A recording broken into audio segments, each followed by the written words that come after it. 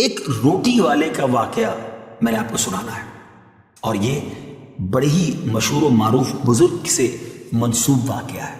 حضرت ابو بردہ رضی اللہ تعالیٰ عنہ راوی ہیں کہ حضرت ابو موسیٰ اشعری رضی اللہ تعالیٰ عنہ کی جب وفات کا وقت قریب آیا تو انہوں نے اپنے بیٹوں سے کہا کہ اے بیٹو، روٹی والے کو یاد رکھنا۔ پھر یہ واقعہ خود ہی بیان کیا کہ وہ روٹی والا کون تھا۔ آپ نے کہا کہ ایک شخص تھا جس نے 70 سال اللہ کی عبادت کی، بڑی عبادت کی، مگر 70 سال بعد جب وہ باہر آیا تو شیطان نے اس کو بہکایا اور وہ ایک عورت کے فتنے میں مبتلا ہو گیا۔ 7 دن اور 7 راتیں وہ اس عورت کے ساتھ رہا، غلط کام ہو گئے۔ اب اس کو پھر شرمندگی ہوئی کہ یہ میں نے کیا کیا، 70 سال عبادت کی اور یہ 7 دن اور 7 راتیں میں نے گناہ میں گزار دی۔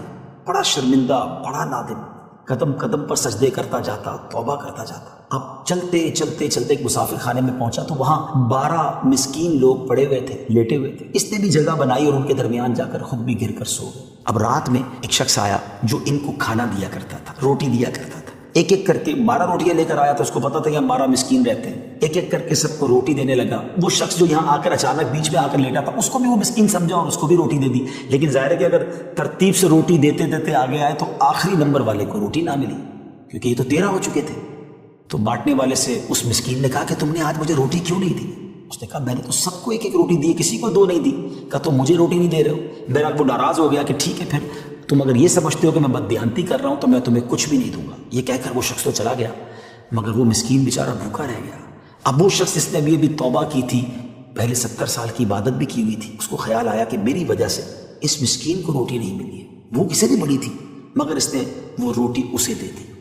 شدید بھوک لگی ہوئی تھی، رات بھر بھوک میں تڑپتا رہا اور اسی بھوک کے عالم میں صبح اس کا انتقال ہو گیا۔